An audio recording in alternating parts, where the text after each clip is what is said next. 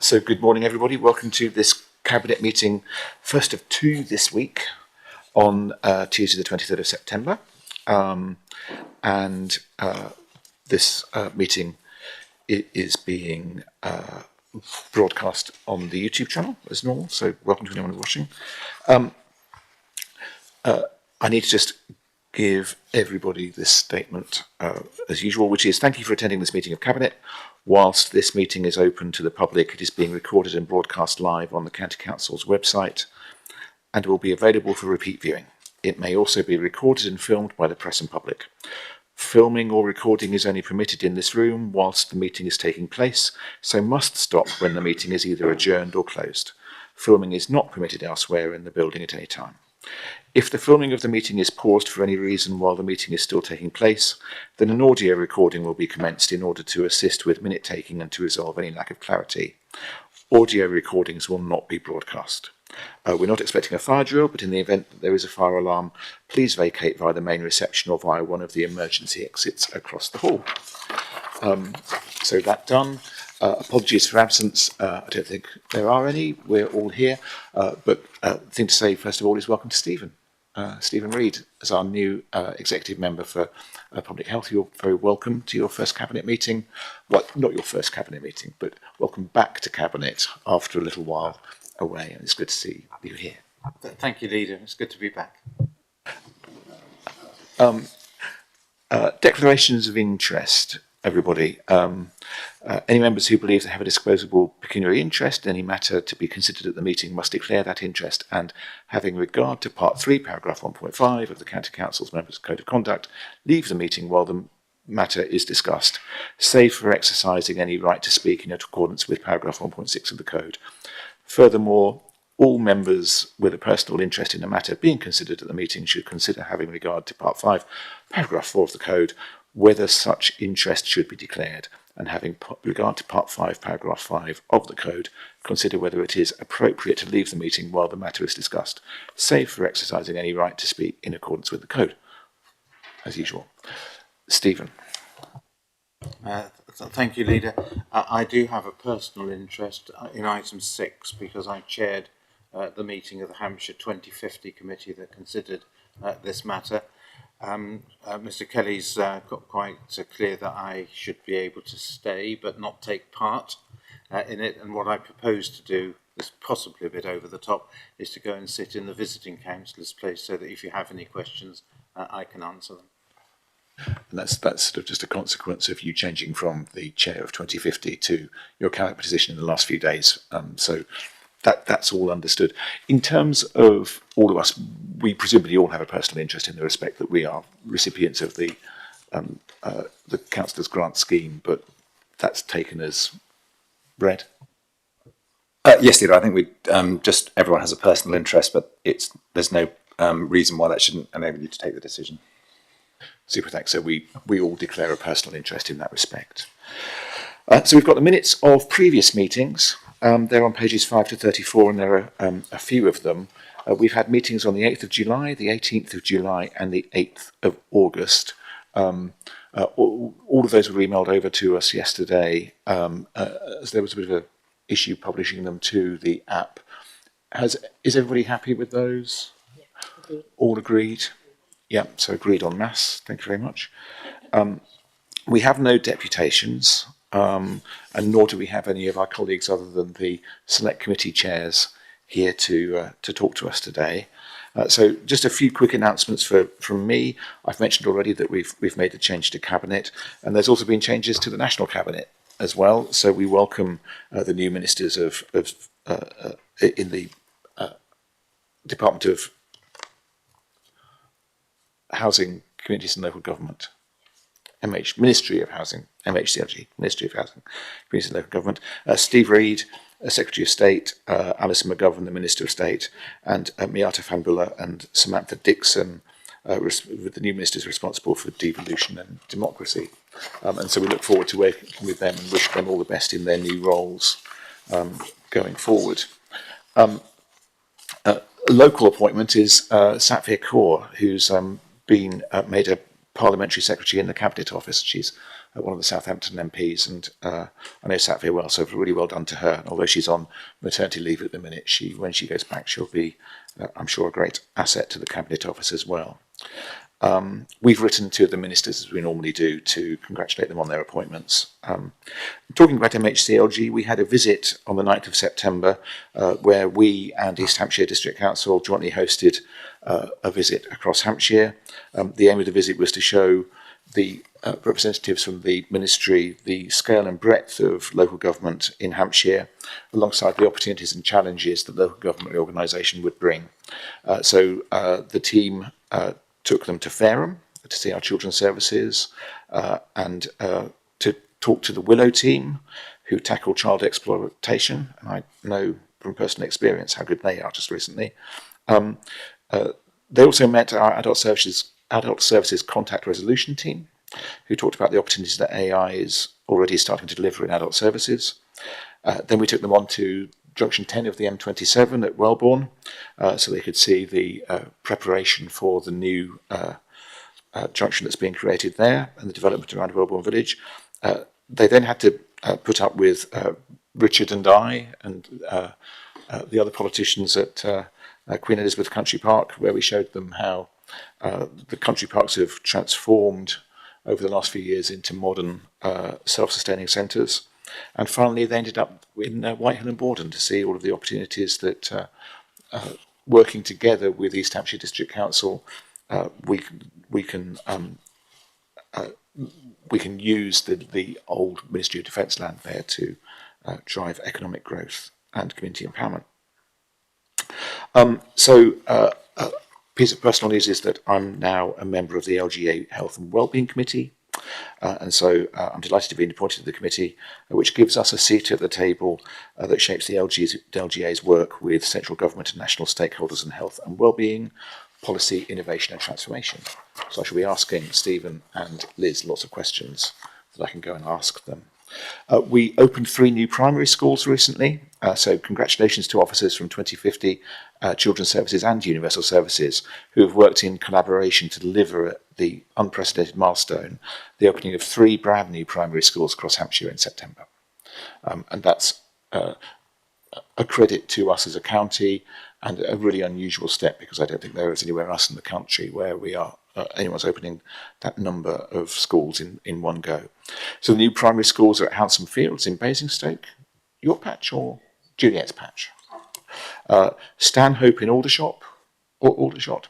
Bill, yours or Alex's? Alex's. And in Newlands, west of Waterlooville. That would be in Patricia Stallard's area. They're all located in areas experiencing significant housing development and population growth.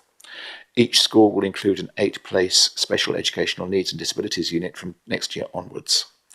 The opening of the 3 new schools, which will be operated by Academy Trust, represents the successful completion of the first phase of the County Council's 3-year, £502 million investment in school buildings. This investment is due to deliver 10 new schools and 3,175 additional school places by September 2028. I'm proud that Handsome Fields in particular is Hampshire County Council's first school to meet the Passive House standards for energy efficiency. This is a significant achievement for the County Council in delivering its commitment to address climate change through carbon reduction.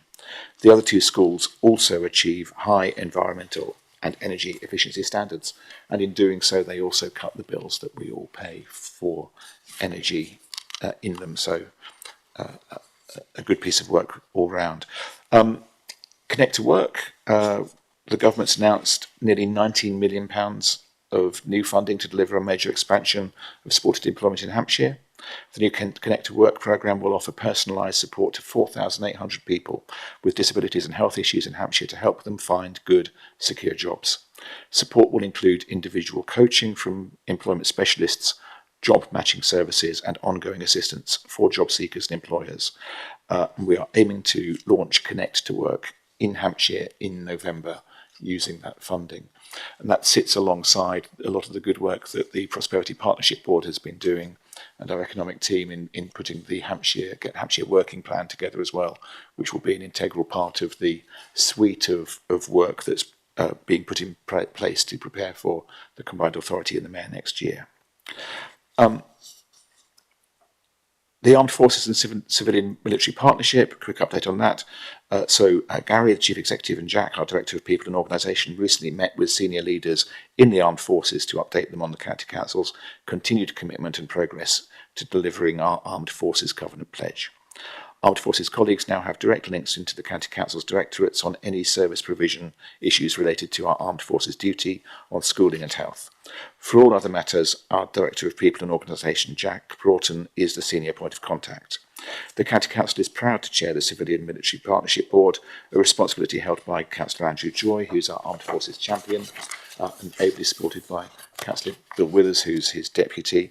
And I'm pleased that the County Council will continue to take part in the Partnership Board and work with partners to ensure the board and its valuable activities are future-proof for the long term. And I think that's the important piece of work that we're doing, because as local government organisation comes along, we need to ensure that we continue that relationship, but also that we make sure that the new councils are ready and prepared to continue the arrangements that we have there, and to support the responsibilities that we all have under the military covenant. And finally, I was pleased to open the Hampshire Cultural Conference earlier this month, which was attended by 250 people from Hampshire's creative, cultural and heritage sectors. In my speech, amongst other things, I emphasised that culture and creativity are not just nice-to-haves. They're vital to Hampshire's identity, well-being and economy. In Hampshire, our visitor economy supports 60,000 jobs, and our creative industries contribute more than 5 billion to Hampshire's economy. With devolution on the horizon and a new mayoral combined authority coming next year, we have a real opportunity to shape a system that works for Hampshire's creative future.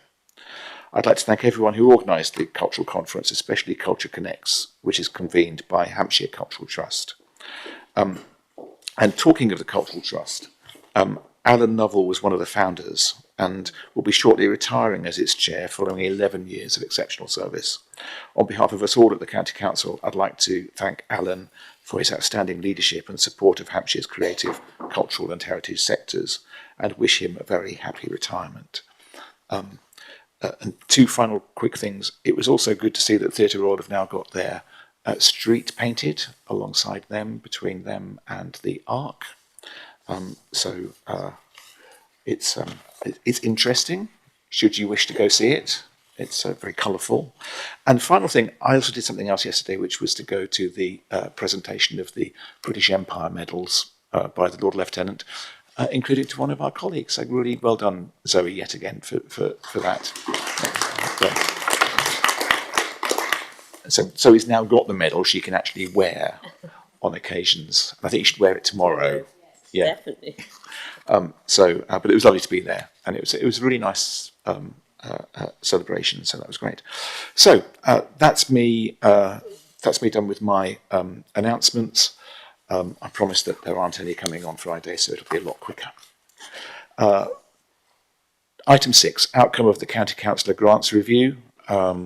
And Emma's going to help us with this. I think, Stephen, you're going to pop over there.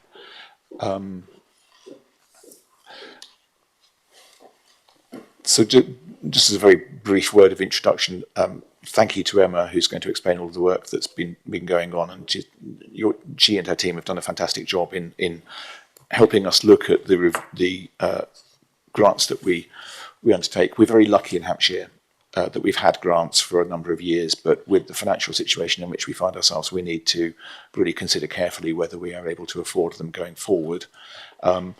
The Select Committee have carried out an excellent piece of work as well in looking through that, and we'll hear about that in a moment. But anyway, would you like to kind of talk us through where we've got to, and we can decide then what to do? Thank you, Leader. Good morning, members. Many of you will be familiar with the County Council Grant Scheme. So the Grant Scheme is a discretionary funding programme run by the County Council. Each member has an allocated budget of £8,000 to support local projects or community initiatives within their division. And the grants are intended to deliver outcomes that support the strategic ambitions of Hampshire County Council as outlined in the Serving Hampshire Strategic Plan.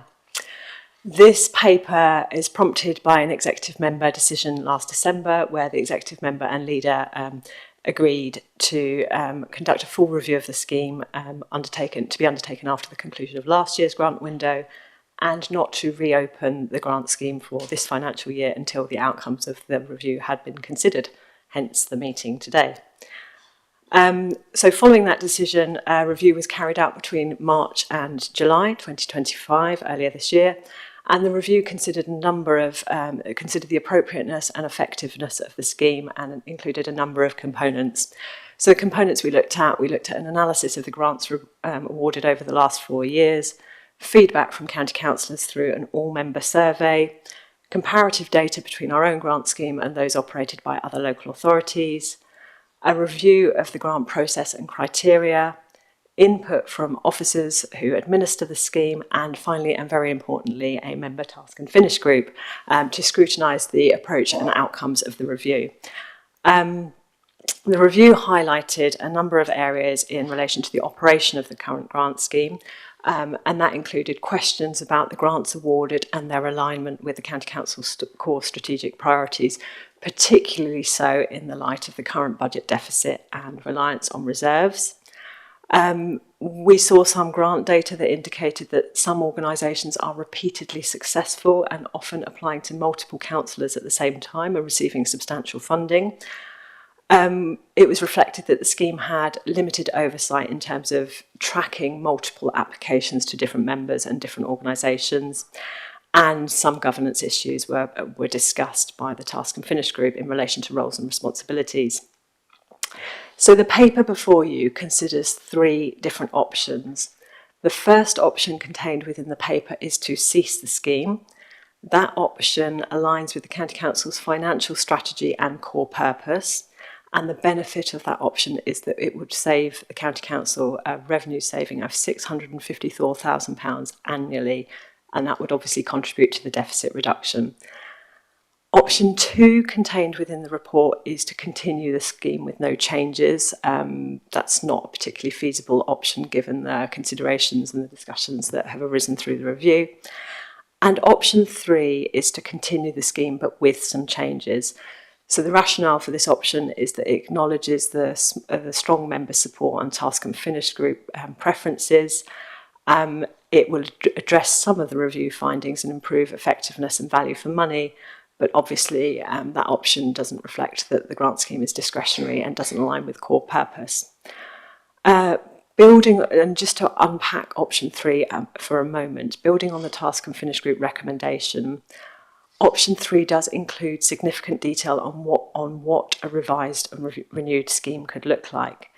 If members do choose that they do want to continue a grant scheme, we recognise that might need to be reopened this autumn and to enable a grants window for this financial year.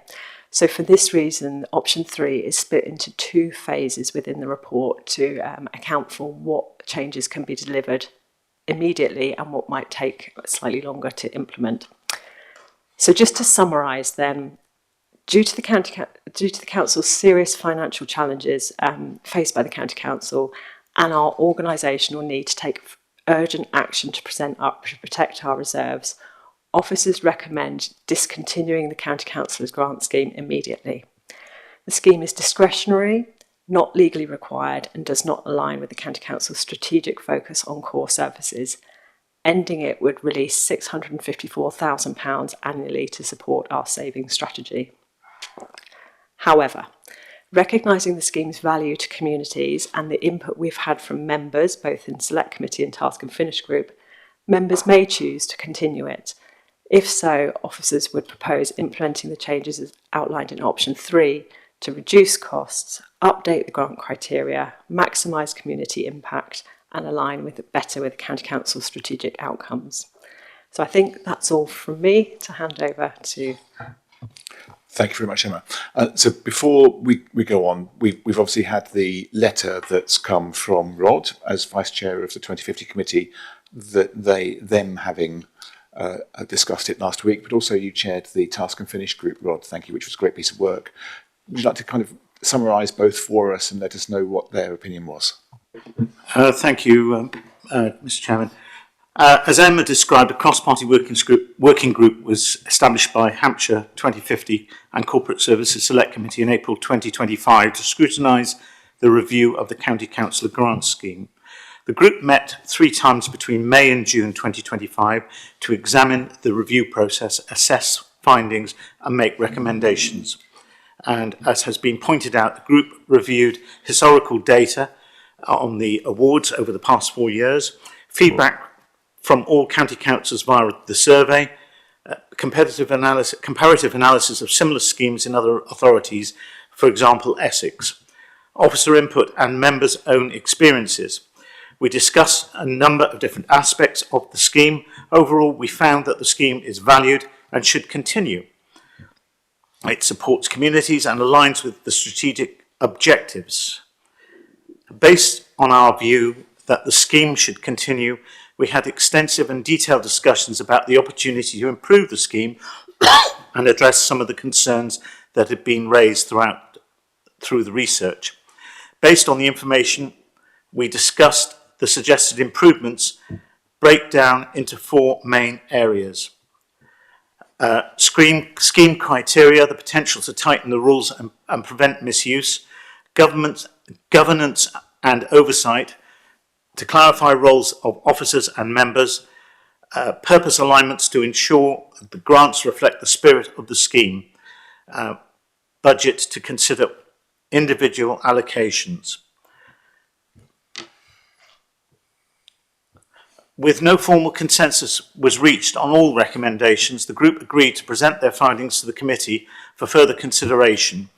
These are discussed in more detail of that report, which is on paragraph 27. The working group felt that there had been a comprehensive process which was undertaken to review members' grants, and I would like to thank both members who formed part of the group and the officers that supported such a diligent and valuable work.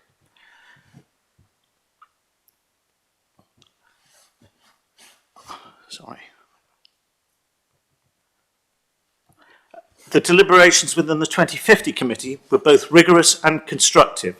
The majority of members expressed their firm opposition to the withdrawal of the grant scheme, whilst recognising the need for strengthened rules and governance.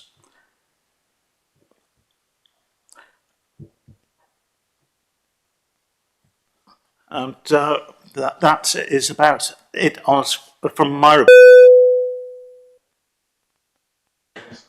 I would just like to bring your attention to the letter that was submitted to Cabinet with the committee's recommendations.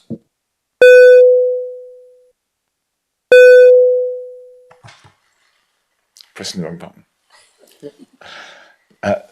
Rob, thank you. That's super. So before I ask for other comments, any questions for Rod or for Emma? Everybody. Liz. Thank you, Leader. It's a question for Emma, really. It's about the governance issues that you said you found during your research and that. What were they, and how are you planning to address them if the modified scheme goes ahead? Thank you, Councillor Fairhurst. So I think it's important to recognise that the scheme is designed to be simple and straightforward to administer, both in recognition of the fact that it's very small community organisations often applying, and to ensure that the burden on officers in administering the scheme isn't onerous, and recognising members know their communities very well, so ultimately judge the applications. The review did indicate that there are some grey areas in some places, so the distribution of responsibilities between members and officers, so the accountabilities particularly, the way that eligibility criteria are applied, so some of the conversations from the Task and Finish group were to seek changes that are actually already in the criteria, so the criteria already cover certain situations, but just perhaps aren't clear or strong enough. We discussed at the Task and Finish group that there was no formal review process to verify the delivery of funded activities, so to actually go back to those grant applicants and ensure that the outcomes had been delivered, And we've conducted a few spot checks, and that helped us understand some of the governance issues. So in the paper, there are 4 key revisions in option 3.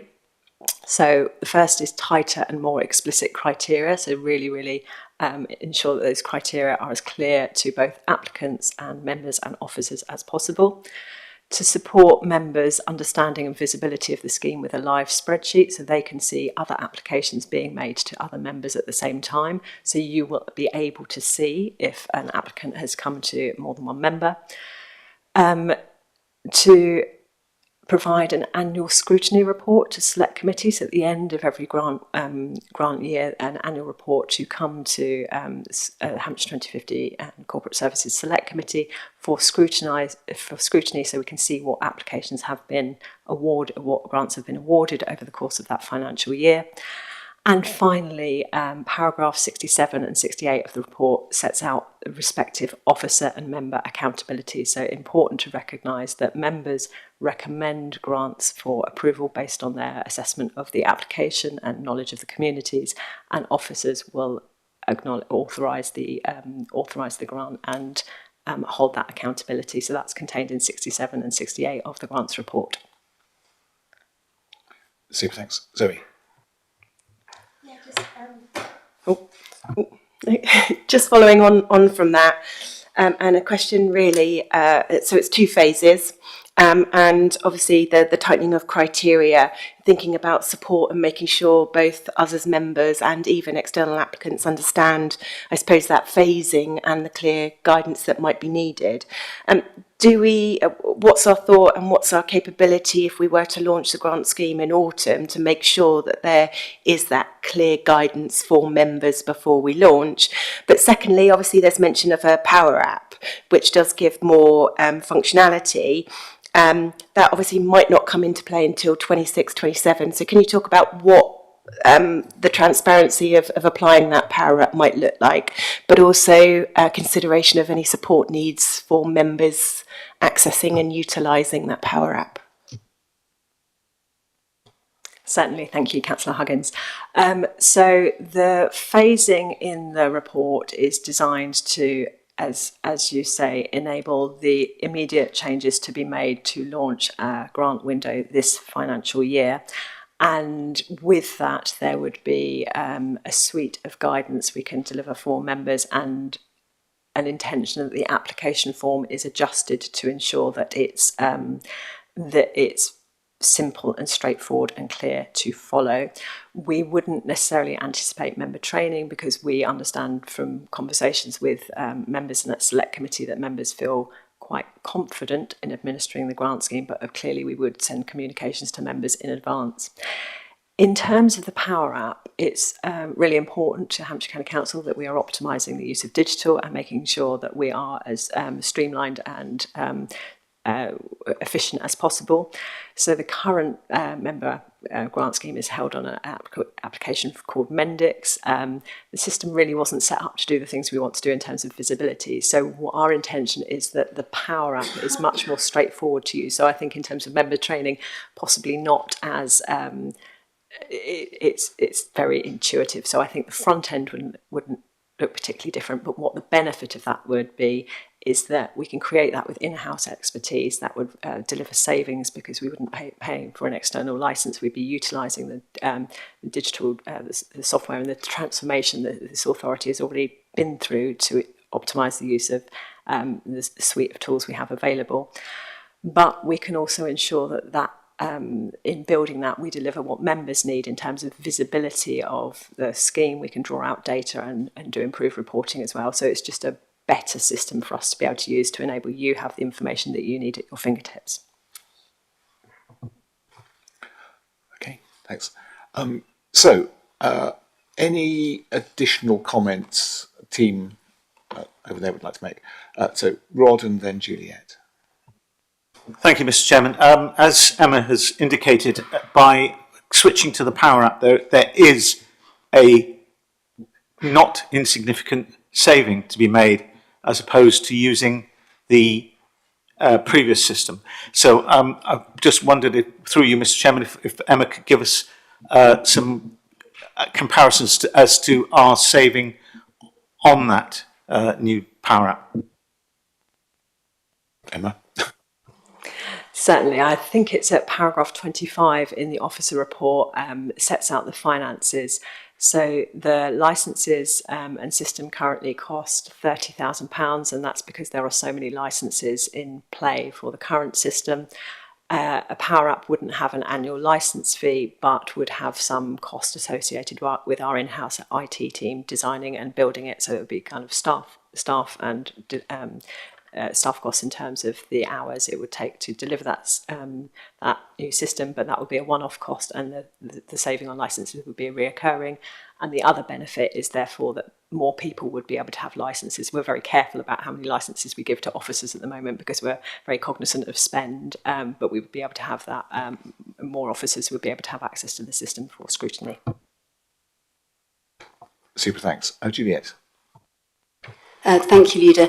I just really want to add that the working group was really valuable because there's lots we saw that does need addressing.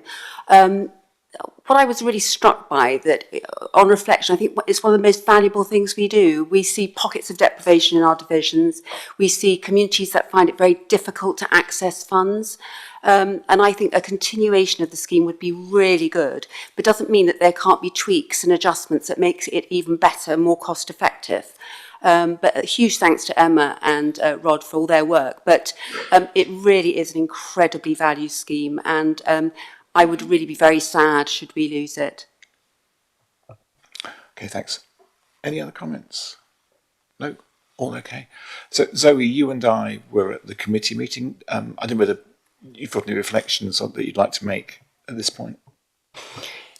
Just really to echo the hard work that's gone in, any services or schemes that we apply should go through reviews, and we should ask ourselves the benefit, impact and any consequences of these schemes that are applied, but also aligned to where we are financially and also where our communities are. But the work, Emma and your team, is really thorough, and that's shown in the report, and I'm not going to labour too much that we've gone through, but it's very comprehensive. And the fact that we've then applied that through other means to triangulate that feedback. So the survey to members, the working group, and then the committee. It really does show that we've considered that feedback and consensus in trying to gain, I suppose, a negotiated point. And that's seen in your 3 recommendations. They've been very reflective. I think we can all have the consensus that actually, as Juliet just mentioned there, the benefits these schemes have, and they are about localism and us as members, how we understand our community and the community groups. And that came through with the discussion, and I think that consensus we can all agree on, that there is a value there. The other consensus that was really clear, that there was a need to look at the governance and the scrutiny and the transparency of this. And again, we can see that through some of the recommendations.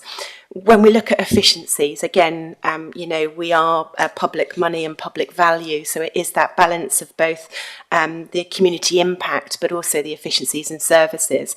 And what the report shows is actually when we look at efficiencies, yes, it could be ceasing the grant, reducing the grant, but it also looks at time, administration efficiencies, cost in licenses, which then obviously have a secondary impact or a secondary benefit, where it obviously looks at then increase accessibility, increase in transparency and scrutiny.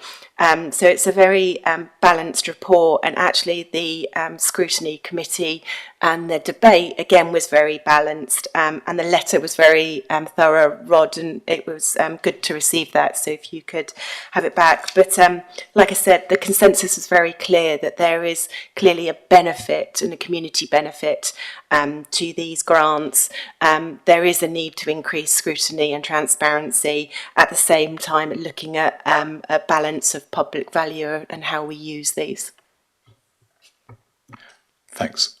And I think I would agree with that as well. And thanks to Rod and the work of the group, because I think looking at it ourselves makes you aware of where perhaps there are improvements that could be made, and that there are many opportunities for us to use the money more effectively to leverage improvements in our communities. And for that reason, I think it would be a real loss to us to lose the grant system. But that said, we still have to be aware of the financial situation in which we find ourselves and the various challenges that we have. So I would propose that we make an amendment to the recommendation that we have in front of us. What we're going to do is just adjourn for a moment so that we can project it up onto the screen, and then I can ask if anyone's happy to second me, and we can then debate the amendment before deciding what to do.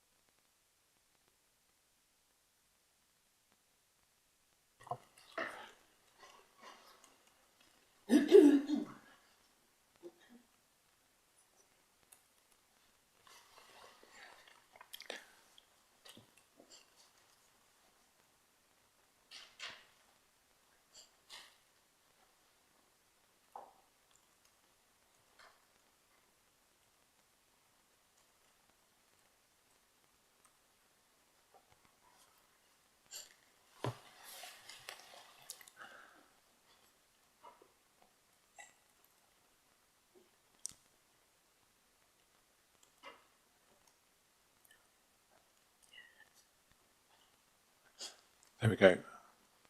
So as if by magic, thank you, Marie.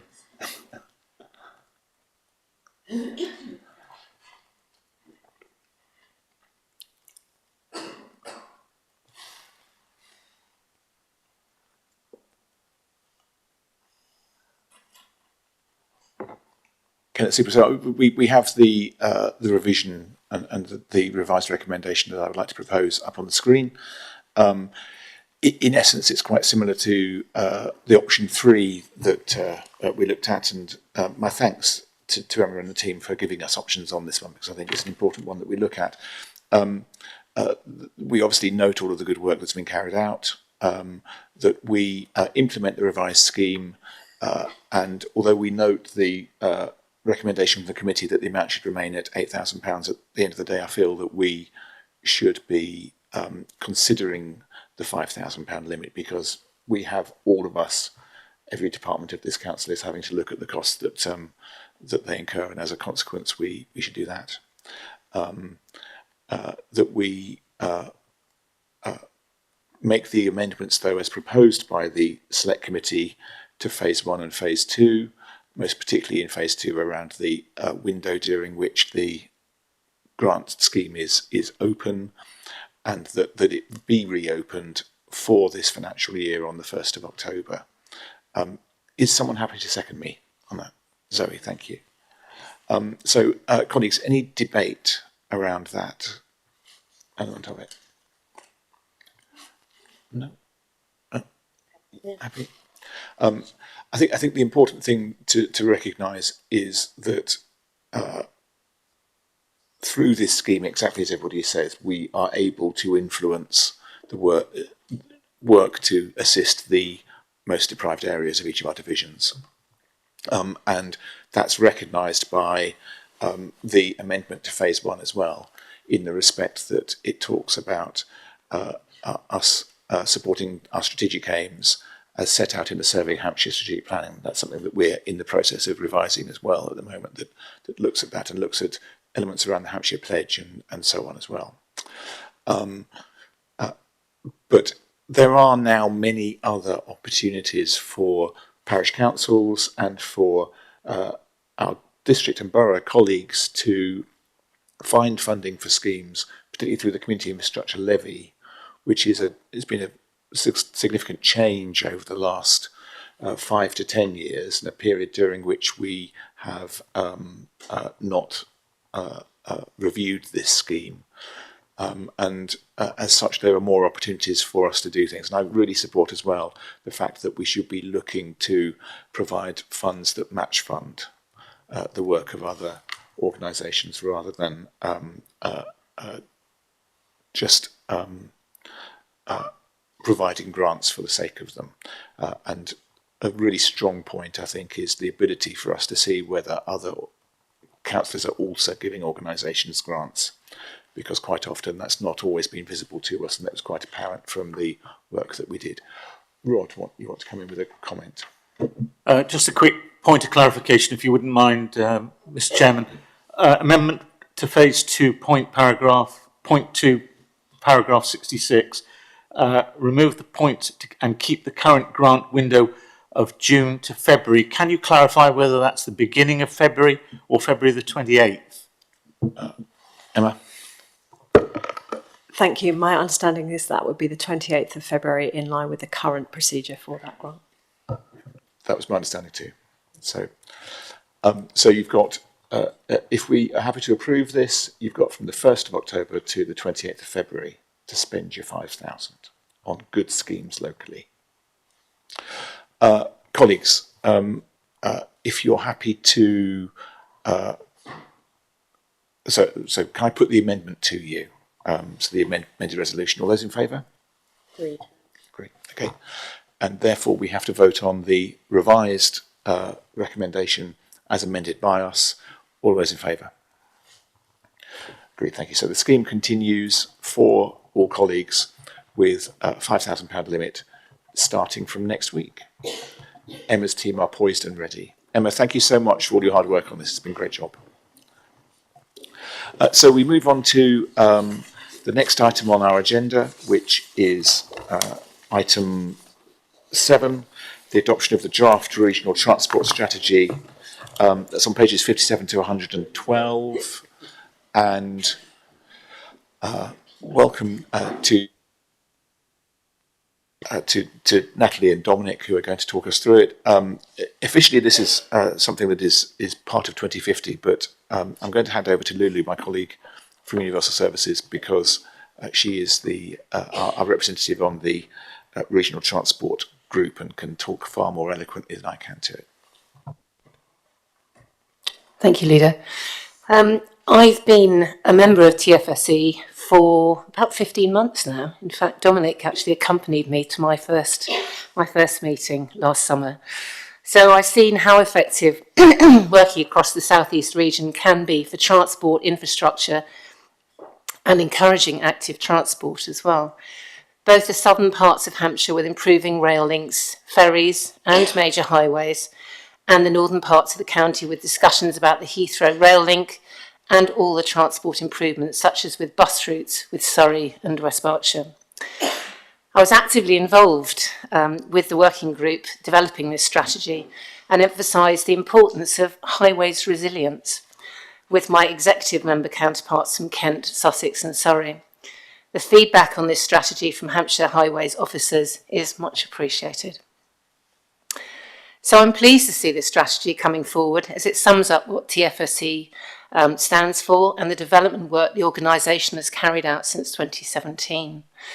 I do believe that it's essential to have an organisation that enables cooperative work across the whole region as highways, rail links and bus transport are all interconnected. It certainly laid the foundations, however, for devolution and the mayoral authority with strategic infrastructure and transport, which leads me neatly onto a question. What is the future? Sorry. They need to introduce it first. You're introducing them to introduce it, then you can ask the question. Is that right? Yeah. Sorry. Is this a point of order? No, it's point of order. So hang on with that question a minute, because Natalie and Dominic are going to tell us about it first, and then you can ask the question. Sorry.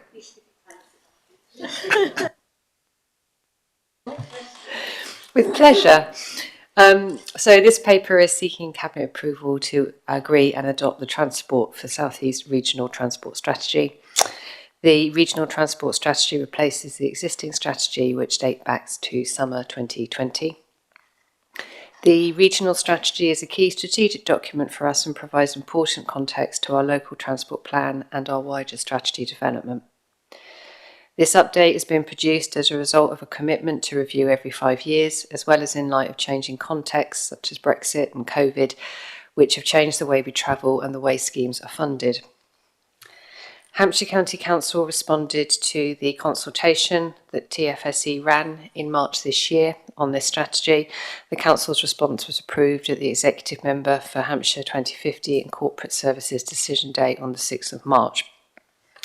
Our response to the consultation was generally supportive, and the points we made have essentially been incorporated in the final document.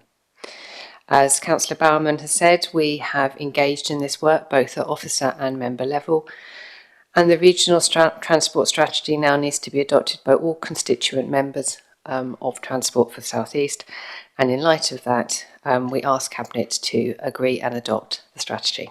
Thank you. Thanks, Natalie. Now, I think Lulu's got a question. Please may I, Leader? Thank you. My question would be, how do you see the future for regional transport bodies with current devolution and LGR as well coming forward? And how do you value adopting this strategy in light of that? So it's 2 parts. Is that okay? Thank you. I would say it's very much a moving feast at the moment, and actually we've recently found out that the government have announced that they're not going to be funding Transport for the South East from April 2027. So that is a significant blow certainly to the wider region in terms of that strategic outlook. However, that funding will move to mayoral combined authorities in the future. We're already looking at a wider kind of regional area through Hampshire and the Solent than we would have been previously. So we've already got that kind of regional overview. The Hampshire and Solent Mayor may actually continue to fund Transport South East alongside other mayors. So it doesn't necessarily mean that it will cease, but they certainly won't have any government direct funding. However, even if the body no longer exists, the work isn't wasted. Certainly the transport strategy provides a really good basis for the continued work of the Mayor. It really helps set those local and regional priorities for us and will provide a really good basis for the work going forward. So it's certainly got value still, and I think that value will remain for quite some time, essentially until that work becomes out of date. But unfortunately, the future is not entirely known at the moment. Thanks. Any other questions, colleagues? No? Yeah. Oh, Steve. Thank you.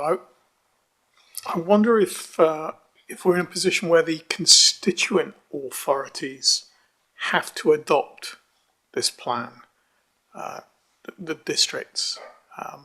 What is the current position as far as that is concerned, please? Yes, all the constituent members do need to adopt. The majority have been able to do that under previous delegated authority. There are a couple that are getting kind of wider consent from their cabinets and their councils at the current time. Thanks. So any other questions? Yeah, Rob. Thanks very much. Can I ask a question about page 108, which is a wonderful chart about key priorities? My interest in this is when you combine that with our own LPT4, who makes the decision about whether the priorities are these key priorities, what we in Hampshire have identified as our priorities? I'm just interested in that relationship between different levels of strategic priorities, who and what the decision-making process is, particularly about the allocation of funds. That's what it comes down to. Do we decide that actually going forward, spending more money on Southern Rail connectivity in the Southampton port is more important for the residents of Hampshire than some of the priorities we identify in our local transport plan. And I'm just interested in the decision-making process about how we decide between those two priorities.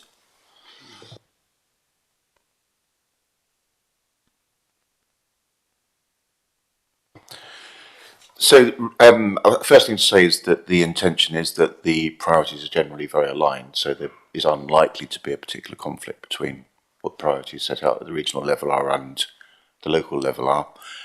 In terms of the priorities, it would generally be the funder that would determine those priorities. So if it's a scheme that's funded by Hampshire County Council or where Hampshire County Council has secured the funds, then it would be Hampshire County Council's ultimate decision on priority. Thanks, Dominic. I think it's. So I was looking for the map. It's interesting that some of our major priorities. It helps support some of our major priorities. I think as well as part of that. Any other questions? No. So comments from the Select Committee Chair team. No? All okay. Colleagues, any debate? Any comments on this recommendation that we've got in front of us? Zoe. Yeah, just to follow on from obviously Natalie, your statement there of obviously if the bodies go, that it's not wasted work, because there's some really good strategic information in here that obviously we will provide a framework to move on for. And some of that maybe we haven't mentioned is such as a decarbonisation of some of the transport infrastructure that we have, and also the mention of ferries. And from someone that lives in Gosport on a peninsula, it's really important, not only those ferries and the transport infrastructure that takes us to the Isle of Wight, but also those ferries such as the Gosport Ferry, Hamble, there's many across our region. So it's really just to highlight that. Thank you. Thanks. Any other comments, everybody? No? I think just from me, it's a shame that the government are going to be putting the funding for this, because I think this has been a really great piece of work over a number of years, and certainly, during the time in which I had my highways hat on, it was always a really interesting piece of work, and Lulu's done a great job of sort of continuing our involvement with it. And I think also we should recognise the fact that this has been driven by and led by the leader of East Sussex County Council, whose name is Keith Glazier, and has done and Keith's really driven it forward over the years in making sure that we all do have a strategic view across the area, because there are many things that are cross-cutting, and the rail links to Heathrow are just one example of it. And we were talking earlier about how once built, that actually will benefit enormously the northern part of the county and just enhance the economic development opportunities that we have there. But this is one of those pieces of work that also will go much more clearly under the remit of the Combined Authority when it's created next year, and hopefully there'll be successor organisations that can begin to bring everybody together and give that strategic view. So we have the recommendations in front of us on page 35 in paragraphs 2. Sorry, no, we don't. We have them on page 57 in paragraphs 2 and 3. Can I check? Everyone happy with those recommendations? All in favour? Agreed. Thank you, guys. Thank you very much. Now, before we go, though, we should just recognise this is Dominic's last time in front of us, and so over a number of years, you've helped many of us around this table, and me in particular, Dominic, and we will miss you. And we wish you all the very best. And I'm sorry that we will not be seeing you again in this forum. But thank you so much for all that you've done. You've been a fantastic contributor to all of the work that we've done, and enabled us to do things with a lot of knowledge, and know that we've got your support behind us. So thanks. Thank you, Leader. Those words are very, very gratefully received. Thank you. And I'm really grateful to you for coming to a school in Fareham to talk to a very cross head teacher with me once. Where you acted as my bodyguard, which was great. But yeah, we'll miss you, Dominic. Thanks so much. So everybody, we're on to item 8. That is our Q1 financial update. The recommendations are on page 113 between paragraphs 3 to 6, and Jan is going to introduce the item for us with Andy. Yes, thank you very much, Leader, and I'll do a very brief introduction to this State of the Financial Nation update for the first 3 months of this financial accounting period.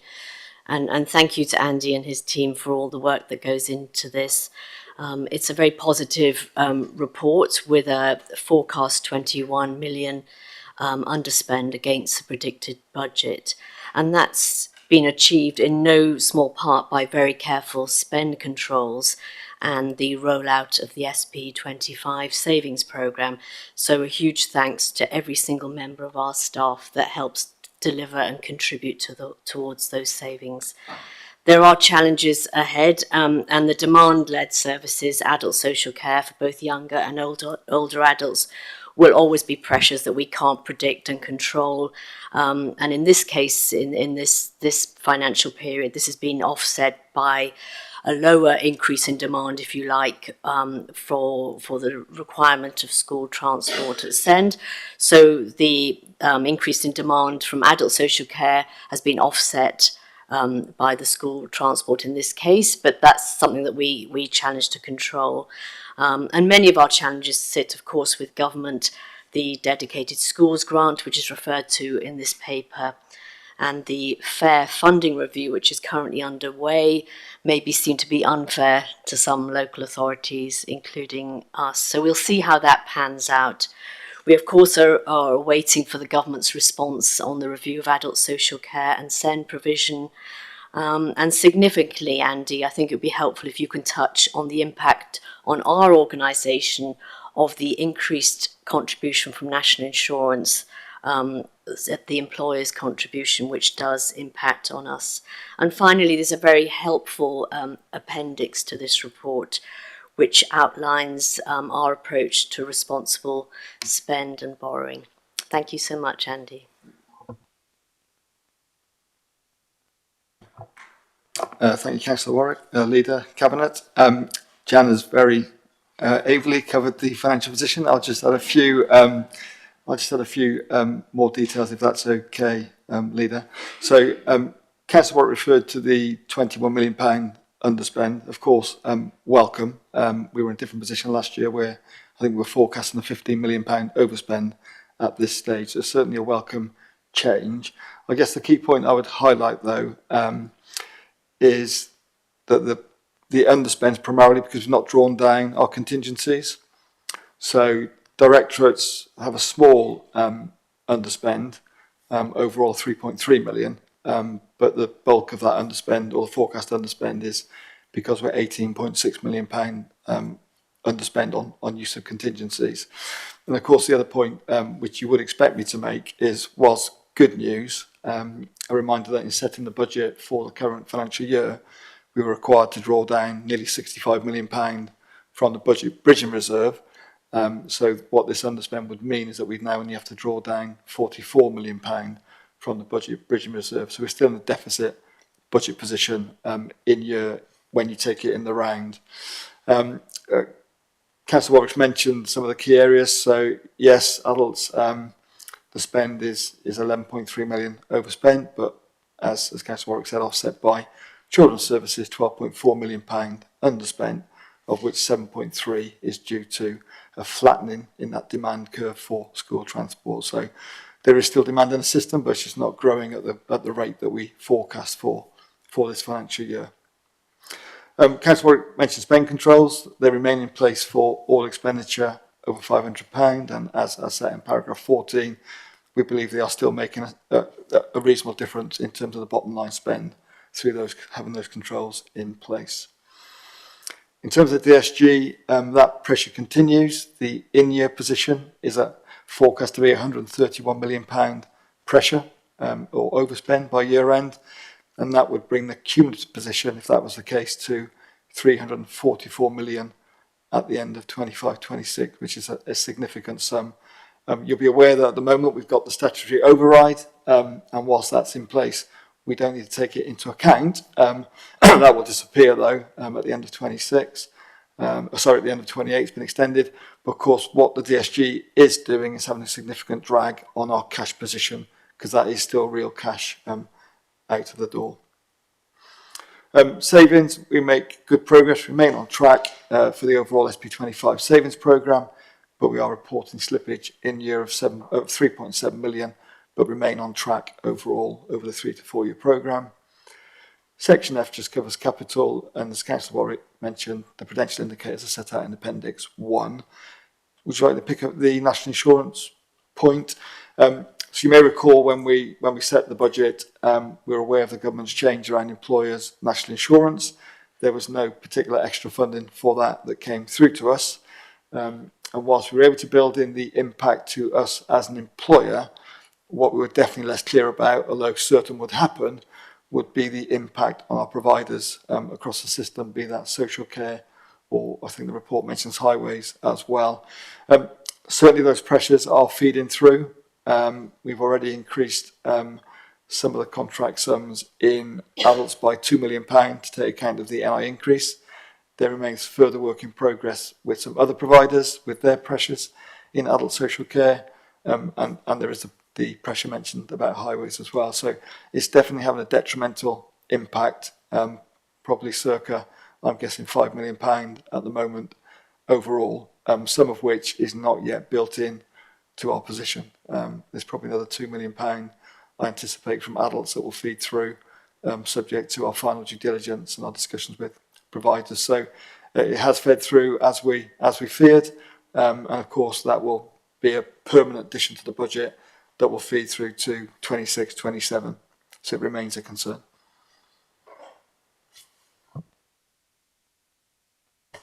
Can I just ask a follow-up on that, like a supplementary to that bit about national insurance, Andy, because there was talk of the government giving us an amount towards our own increase in employers' national insurance pressure. So did that come through, or was that kind of consumed within the general kind of grant that they then gave us? So it's not apparent. It was of no apparent benefit. It was in the overall grant number we got. So when we set the budget, that draw from the BBR reflects the totality of our position, including all government funding. So, yeah, and that was never going to cover the entirety in any event, nor any of the contract costs that we have, as because of so many different people who work for us through contract arrangements. Yeah, there was no allowance from the government for our kind of onward costs of NI. Okay. Thank you. That's really helpful. So, colleagues, any questions of Andy? Ros? Thank you, Leader, and thank you, Jan, for your run through as well. Thank you, Andy.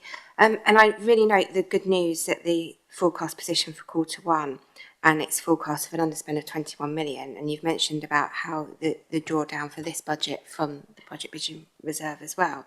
But I'm just wondering, what impact does that £21 million by the end of the year will have on, as we look forward to the 2026-27 budget? Yeah, thank you. So we're just in the process now of embarking on a full piece of work, re-looking at budgets now for 26-27. So we'll work through that detail. But you'll be aware from the budget report in February that our forecast gap at that point was £136 million for 26-27, and that was before the impact of the fair funding review, which Councillor Warwick mentioned. Within that 136 million, we have included total growth of £79 million for adults and children's, a little bit for other areas, but the bulk of that £79 million is for adults and children's. And I guess my current takeaway from our position is that whilst, yes, we've got a small underspend, effectively the total growth we put into the budget across adults and children's, whilst adults have spent more than the growth we gave them and children's have spent less, in the round, the totality of growth built in the budget seems to be absolutely the right order because it's being consumed in the round. So the underspend, as I said, is primarily due to contingencies. We would look to always include a relatively sizable contingency in our budget as we go forward. So that 20 odd million or the 18.6 million underspend, I don't think we can bank that as part of next year's position because we'll need to rebuild that contingency back into next year's budget. So I guess the detail will come out now through budget setting, but at the moment, that total growth that we've built in for next year seems to be of the right order of magnitude, but clearly we'll refine that as we go through the process. Kirsty? Thank you. Thanks, Andy.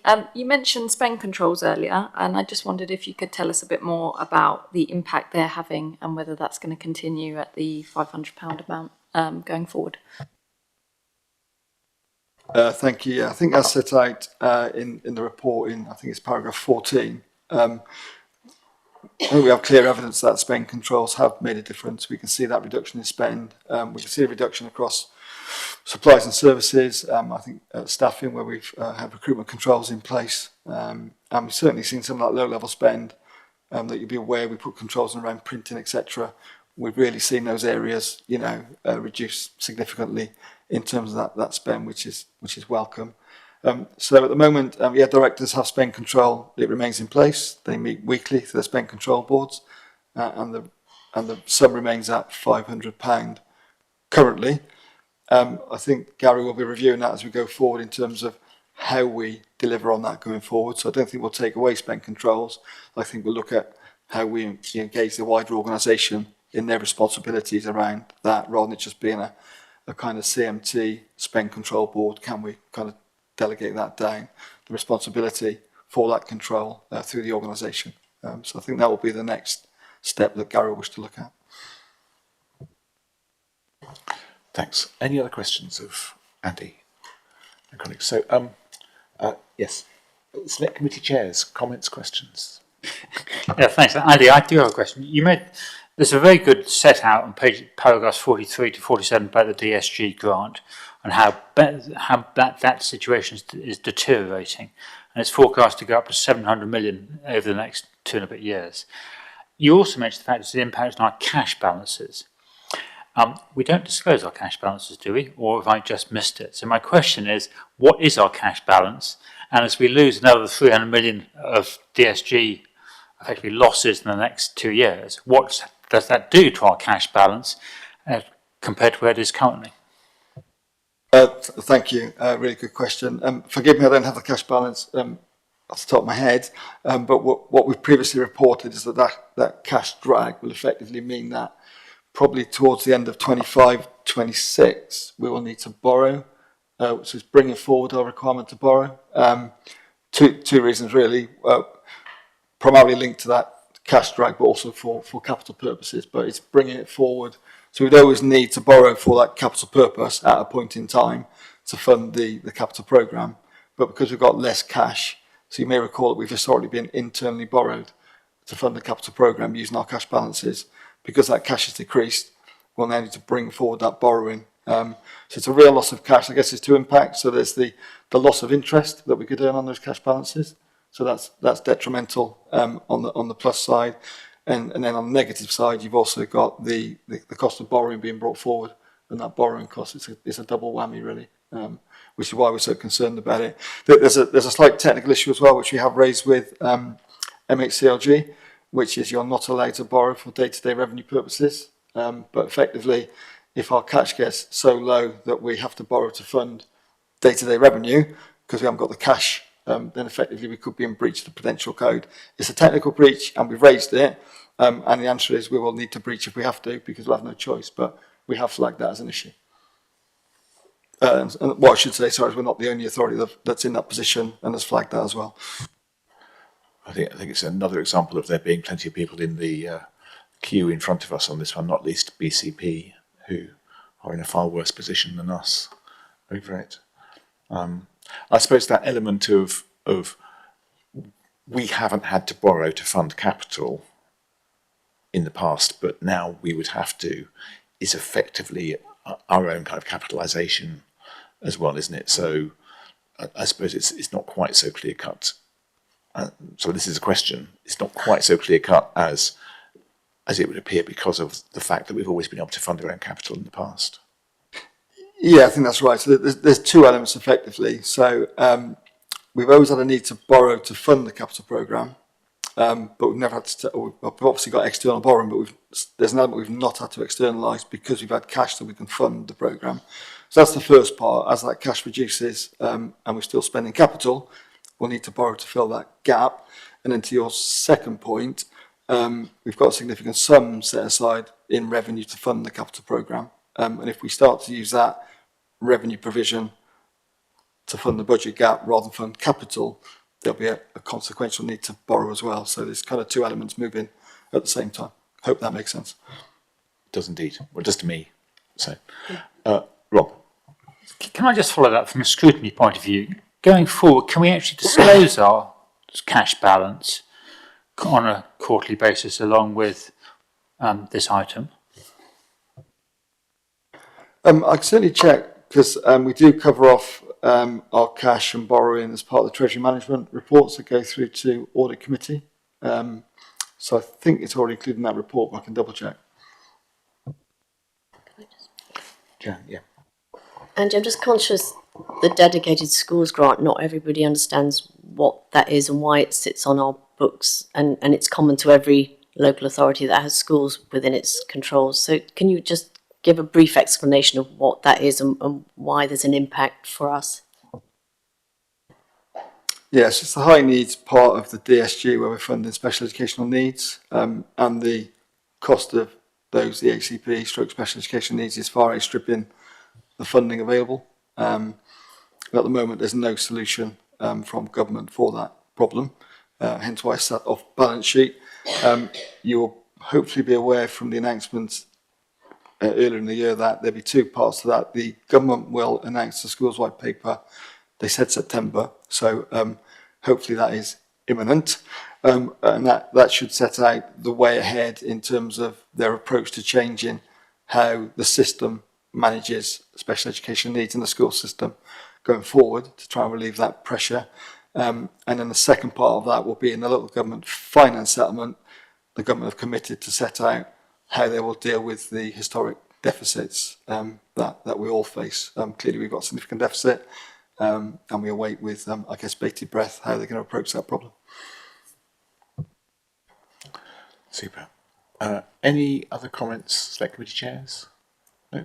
Colleagues, any further questions, debate, comments? No? Okay, so we've got the recommendations that are essentially just noting the position in which we find ourselves. It is good news in the respect that we have an underspend, and that I think certainly the steps that we've been making to control expenditure are beginning to work, along with the SB25 decisions that we made last year. So we are moving in the right direction. The problem is that so much of this is that the costs that we incur are only limited to the number of people who present themselves to us needing help, and that is an ever increasing number at the moment. So and I think encapsulated by the fact that we talked before that tying the national insurance, employers' national insurance issue into everything else, the number of people who are presenting themselves to us who are using up all of their resources in care homes so that we have to start funding their care home stay is currently running at an additional 30 people every month. The increased charges being levied on care homes for their staff through additional employers' national insurance that they are consequently having to pass on because of our tariff scheme, less to us, more to the self-funders, means that by this time next year we anticipate, I understand, that we'll have at least 40 more people each month. And so that is a good example of the kind of challenge that we face, and that why social care needs to be dealt with by the government in terms of a way by which we can all better manage it, because we owe it to the people who need our help to do so. Recommendations on page 113, paragraphs 3 to 6. Everyone happy to agree with those? Agreed. Andy, thank you so much. Thanks for the work that you're doing. And final item is number 9, health and social care system resilience. Speaking of which, it's a perfect segue into Jess and to Liz, just to introduce Jess and her report.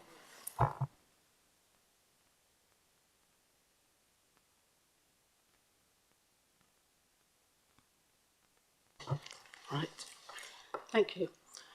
Now, we support some 20,000 people each year to leave hospital with safe and effective discharge. We have a growing ageing population, and means that the health and social care system remains under considerable pressure. The population of Hampshire is due to increase by over 5%, and our older population, especially people aged 75 and over. The demand on adult social care services have increased by over 5,000 in the last 4 years. Now, I was speaking to a leader of one of the London boroughs who actually said to me, we don't really have a problem because when our population gets older, they move out to the shires. And he said, and then they become your problem, not ours. Now, in Hampshire and Isle of Wight, we have one of the most challenged systems nationally. And they talk about winter pressures. Well, winter pressures exist all the year round now in the hospital system, I'm afraid. We do work very well with the hospitals to improve the system. And however, to continue this improvement, we do need a fairer distribution of funds from the Better Care Fund. We are one of the lowest funded authorities from the Better Care Fund in the country. And if we got the equivalent amount that very many of our partner authorities get, we would not be in the position we are with running such a deficit in adult social care. And on that note, I'm going to pass over to Jess.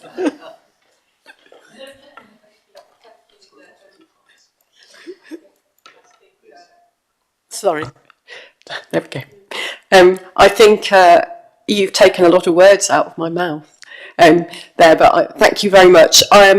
This is an annual report and it straddles really the performance data from 2024 to 25, but as Councillor Fairhurst points out, we're just approaching winter this year and it's a particularly demanding winter, is my forecast there.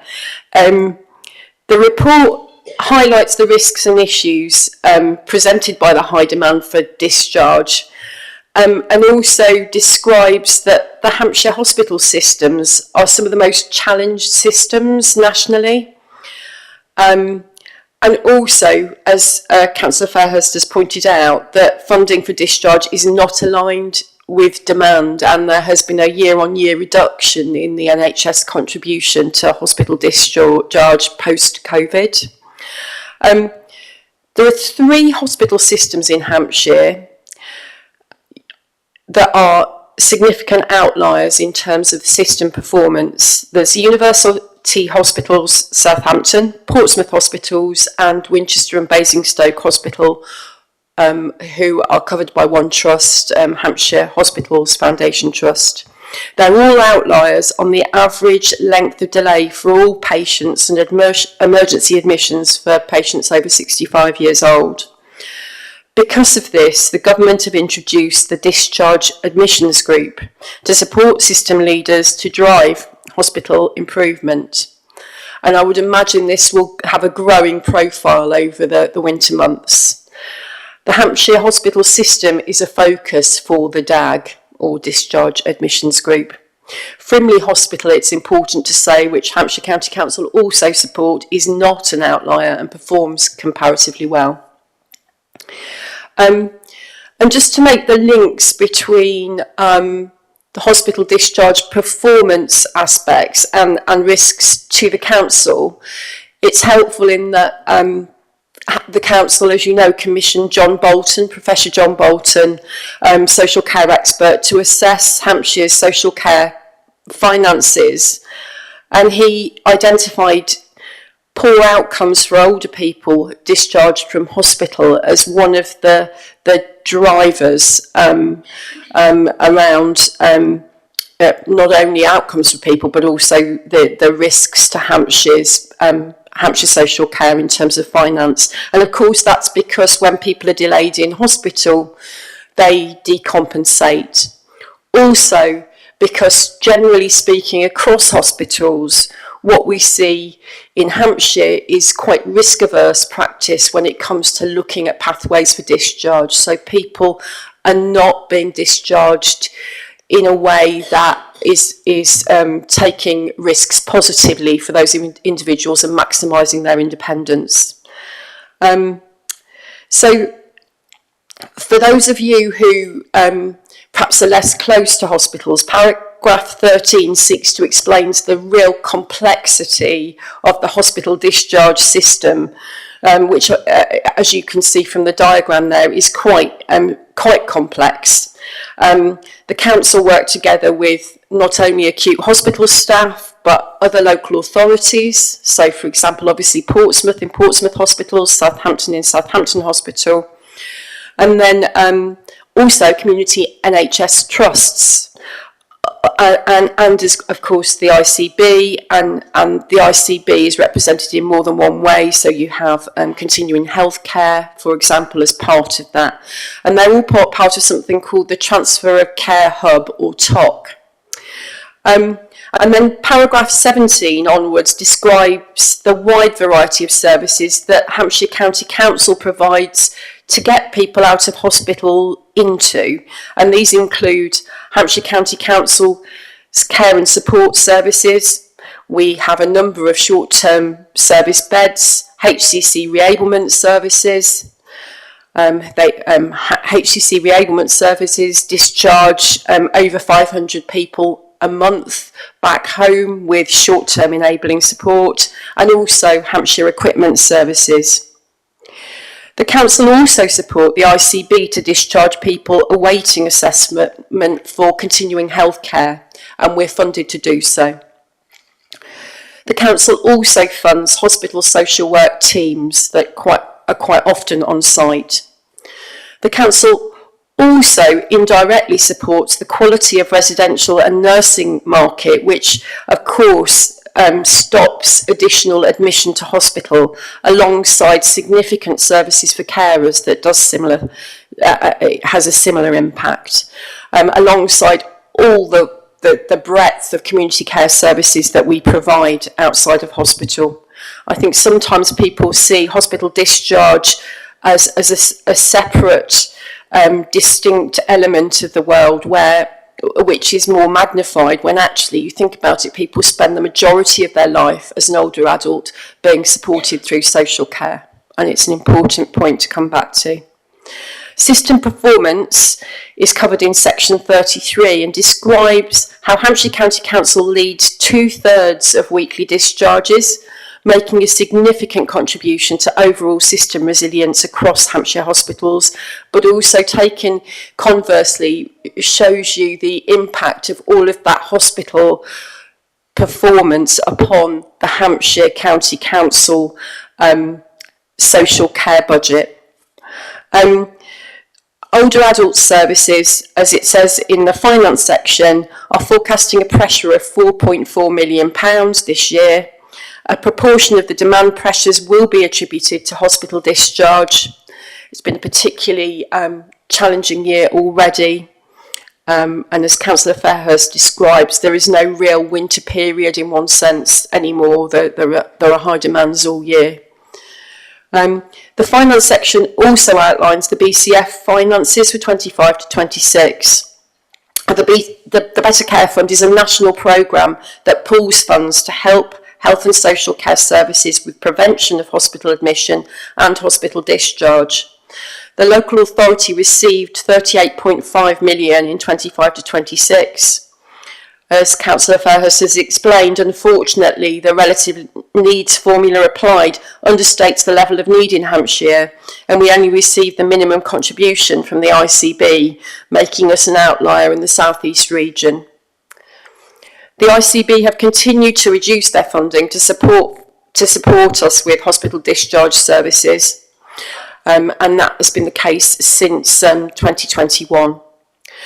So in conclusion, Adults Health and Care continue to provide strong system leadership and provide a wide range of effective services, maximising people's independence, but there remain significant risks related to sustained demand and system performance.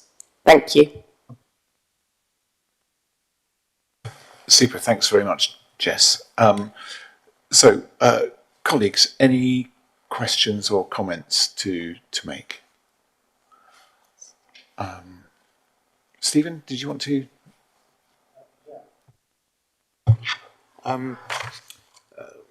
It's generally good news. Sorry, the biggest risk related to the Hampshire hospital system. And I've got one to surprise you with if you don't say it.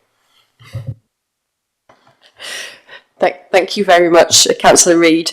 I mean, I think very generally increased demand over the winter period with paired with that reduction of funded care provided by the NHS and combined with the limitations on the BCF do present us with an ongoing issue going into winter.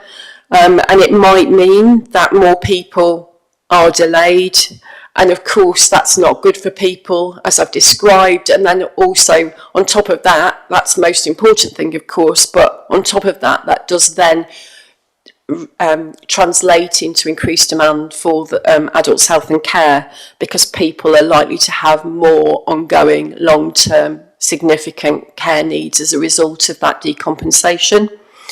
The other thing I think is important to flag is in some hospitals, although not all, that element that the hospitals are risk averse in their approach to maximising independence for individuals. So you could argue perhaps that they are putting the speed of discharge before the quality of discharge in some of those situations, and then sometimes getting people home may take a little longer. So there's work to do there as well to make sure that that doesn't continue to develop as a risk. So I think those two things combined mean that there is significant risk to residents in Hampshire, and we need to continue to work together and as a local authority have a voice in the hospital discharge improvement piece. Thanks. Thank you. That's very useful. I've got this nagging worry in my head that we spend a lot of effort as Hampshire County Council in encouraging people to live at home for longer, and we support them and we support them and we support them, and then the person we're supporting has a fall, breaks a hip or something like that, end up in hospital, and then at that stage, when they've had the injury and they're recovering, people decide that they're too frail to go home again, and we start thinking about what next. Is there any way in which we can bring the what next thinking forward so that there is some form of plan in the event that the patient has a fall? Thanks, Councillor Reid. I think there's a lot of work that's been done on falls. Unfortunately, it's a bit of a tricky one. It does depend on what has happened when you have fallen over. I'm very pleased because in some situations someone will need to go to hospital as a result of the fall to be checked. However, there are services provided by the NHS Trust and by Hampshire County Council that support people not to go to hospital if they don't need to go. So, for example, we have a social worker sitting in Southampton Central Ambulance Service, taking calls and responding. And also there are physiotherapists that will go and help people up.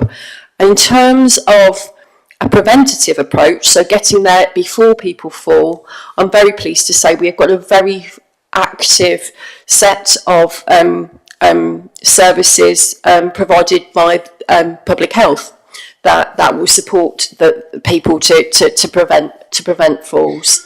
And I think the other thing that we're working hard on with hospitals is making sure that if somebody goes into hospital after they have a fall and they're fine and they've been checked out, that they get home on the same day if they don't need to stay in hospital, because of course there's a vicious circle that can occur if people stay longer than they need to because of, lack of transport home, for example, and those types of things. So those types of things are all wound in the hospital discharge improvement programme to make sure that we're doing all of those things as well as we can. Yeah. The other thing that concerns me, and Jess will probably not want to answer this, but I'll make it as a point, looking at you, Leader, is that I'm very concerned about the publicity that's being gained nationally at the moment about returning people who weren't born here to other places. Our health service depends upon a lot of people who weren't born here being willing to work as nurses and physiotherapists and phlebotomists and all the range of things. And I just think that there's a huge risk if that thrust of discussion is allowed to go unchallenged. And I think that we need to start making that point. I think good point, well made. There's a huge risk there to us. Before we move on to any debate, though, of that type, any further questions from our team? No. So, Select Committee chairs, comments or questions, Bill? Leader, I'd just like to support what Jess has said. At the recent HASC meeting, both ICBs now, Hampshire and the Isle of Wight and Frimley, are now giving us outcomes as opposed to pure data on what's happening in their establishments, which we've been calling for since I've been on HASC, which is good news. But they also gave us an update on the Health and Adult Social Care Select Committee on whole hospital system discharge performance from 2024 and 25-26, which demonstrates everything that Jess has been talking about, and Stephen, in the difficulty of getting hospitals not to be reactive when people go in, but proactive to get the course of discharge and what short-term or long-term or no support system for rehabilitation that's needed. And as that comes in, that will speed up the process of getting people out of hospital much quicker, but it will take time. Yeah, thanks. So, colleagues, any comments? Any debate for Jess? Just one quick question from me. In paragraph 35, we're talking about up to 2/3 of the weekly discharges being supported by us, particularly by our reablement teams. If we were to compare that work with what happens elsewhere, both in terms of how much is done by councils such as ourselves, and also how much we are funded as part of the system towards it, does that compare? How does that compare with elsewhere? Is that part of our challenge that we are not supported as well under the Better Care Fund, as Liz mentioned, than other areas? Yes. So in social care, you are responsible for the residents living within your postcode area, plus, of course, the ongoing need outside of hospital for anybody over 65. So I think the first thing to say, in comparison to other local authorities, as Councillor Fairhurst intimated, we have a lot of people who are over 85. I use that. That's the new older person age, in that there's a bigger correlation between unfortunately people becoming unwell and more frail at 85 as compared to 65. I suppose in some senses that's good news, but we know in Hampshire we have a much higher percentage of those older people, which doesn't help us in this regard. We also have a lot of hospital demand in our area, probably more than many other local authorities, and we also have got a set of hospitals which are separate hospital systems that are also challenged for a whole host of reasons. It's multifactorial. I wouldn't put that down to one thing. So all of those things I think are a perfect storm for us. And then on top of that, we have a low BCF calculator output, and I must admit I don't know how that was calculated. I understand they're historical figures that have been set for a number of years, and our figure does not relate to our demand. It used to be the case that through separate funding that the government provided, that was topped up. That funding has now been removed. The discharge fund is not ring-fenced anymore. So there are a number of factors here, Leader, that I think put us in a difficult position. That figure, that BCF figure, gives us one of the lowest percentage rates of BCF in the South East. I think we're second lowest. So we're really struggle with that minimum contribution, and the NHS have not offered us more than that. And so that's the rub. That's the rub for us. So I think that absolutely contributes to our picture, and I think it's important that Professor Bolton, it really stood out to him when he was looking at the analysis. That's helpful, Jess. Thanks. And I think we are fast heading to the point where I think the projections show that at the end of the decade, 1 in 20 people in Hampshire will be 85 or over. That's a lot of older people for us to look after. And I think it's very clear that the NHS and the ICB in particular need to hear the message from us to say that we cannot afford to continue doing all the things that we do unless they begin to help us with a better outcome on the Better Care Fund. Because at the end of the day, it is our support and it is our financial challenges that it is our organisation that is holding up the system, because it is us that is ensuring that people are not in that revolving door of coming out of hospital and not receiving care at home as they should, and therefore ending back up in hospital again and costing all of us even more money. But if we are to continue that service, then they need to help us, because it will help us all. And it's certainly something that I think all of us around this table are determined should happen as we begin to talk about the next year. And I know that we're similarly having conversations about the equipment store and the relationship that we have there. It's time for the NHS to pay their way in a way that is equivalent to other parts of the country rather than us. And it's easy for me to say that, much easier for me to say that than it is for our officers, but they need to hear that message very, very clearly from the politicians that the council taxpayers of Hampshire cannot continue to prop up a system which elsewhere in the country is paid for by the NHS. So we have the recommendations. This has been a long one, so hopefully everyone is happy with those. Are you all in agreement with the recommendations? Page 135, paragraphs 3 and items 1 to 4, Roman numerals. Agreed? Agreed. Super. Thank you so much. That's the end of our Cabinet meeting. Thanks for bearing with us. It was a long and detailed one, and thanks to all the officers who have helped us out this morning. And we'll end the webcast.